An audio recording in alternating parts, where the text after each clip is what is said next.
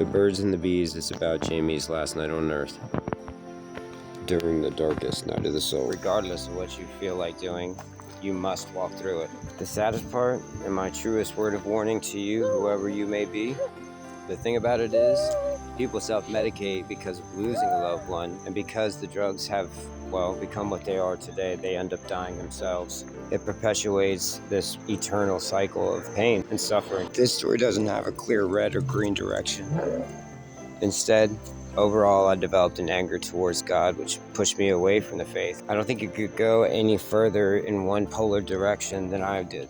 However, having had as much experience as I did before I walked away, or maybe it was the roots my family instilled in me in Christianity, or maybe it's because God hasn't fulfilled in me what his plan is yet. I'm not sure. But I can tell you this, here I am, back again full circle.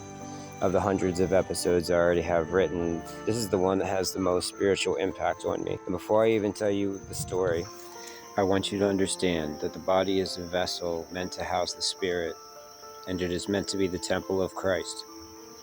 For either he resides within you, or something far more sinister. If you spend time at the bedside of a loved one dying, this one will make you cry. And if you knew my sister Jaime Keller, please share. The Birds and the Bees. This story isn't what you might think at first, and fair warning for the thousands that Jaime touched over the course of her life. This story is the one of her last night on Earth. You know, the birds and the bees phrase typically being reserved for an awkward sex talk from your parents. This story begins with me being a 15-year-old in the bathtub. And the scare I got from my dad when he banged on the door frantically was most likely because I was doing something I probably shouldn't have, leading up to me believing that I wasn't in the wrong. No, he wasn't concerned with that. I can remember the words he spoke as if it was yesterday. In fact, this story and the details therein are burnt into my mind forever. Get out of the tub right now and get dressed. We need to go right now. Is it about Jaime? I cried out, but Dad was already all but downstairs, and he must not have heard. His urgency immediately became my own as I rushed to throw clothes on and leap down the stairs myself. Jenny and Dad were already running out the back door, and before I knew it, we were on the car on the way to Pilot Plain. I guess Jenny and I were too afraid to ask my dad anything. Tears flowed down both of our cheeks as we held back audible sobs. My dad always had the oldies playing on the radio during Sunday drives, and Jaime had a lexicon of oldies memorized, which she delighted in singing. I'll never forget the song playing that night. Let me tell you about the birds and the bees and the flowers and the trees and the moon up above. And the thing called love. I could almost hear Jamie's voice singing along with the radio, as if some deeper, more cryptic meaning to the lyrics existed. Like Jamie was trying to tell me that the song was about her, about this. About the wages of sin. We arrived and my Aunt Kit was already waiting outside, ready to walk up with us. Aunt Kit was a nurse and one of my dad's older sisters. She put in so many long nights into that hospital with my mom those last few months. There was always a sweet old nurse named Kay Bynum, who Jaime absolutely loved. Those three women will forever serve as an example of love and humility as they did everything within their earthly power to help my sister simply survive.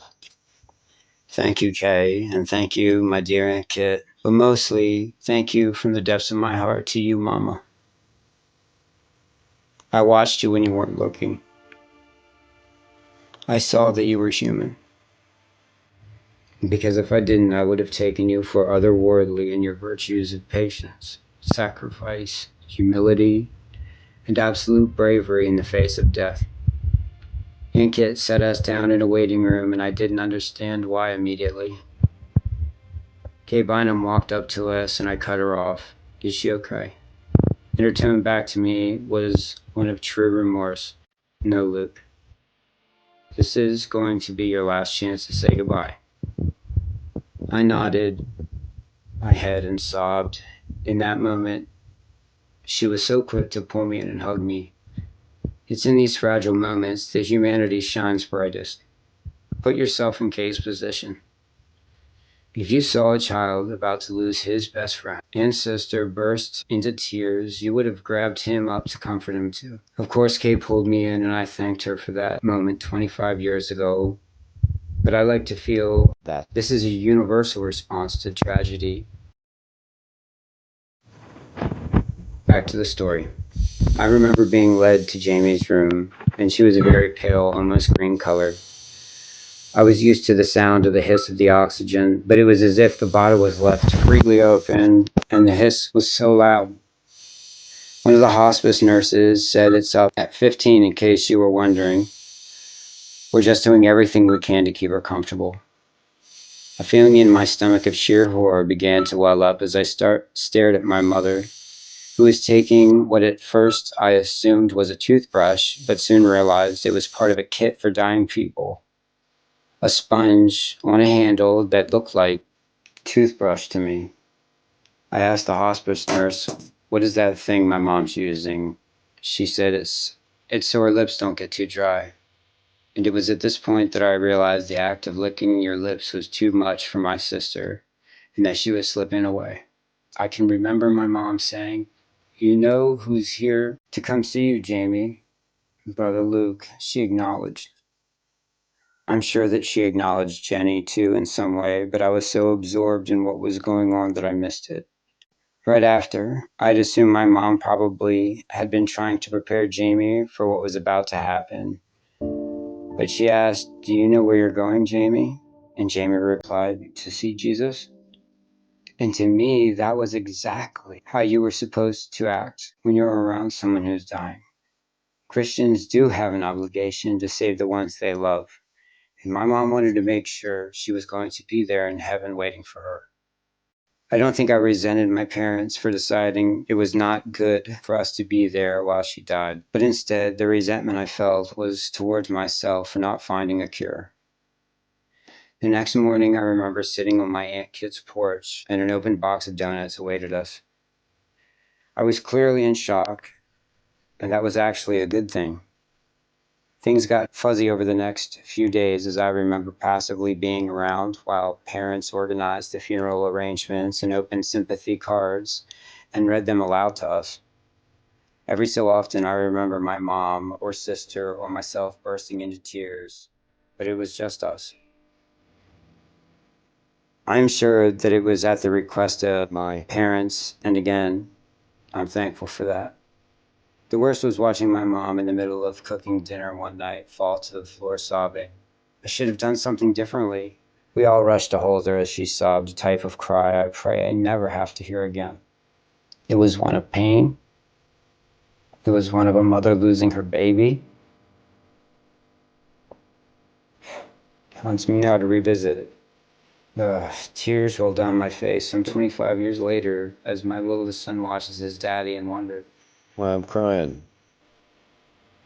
But I went in the worst way to get to the end of it. So the most amazing thing was how many people were at Jamie's funeral. If you're listening right now and you were there, thank you. I've never been at a funeral with so many people there, and I doubt I ever will anytime soon.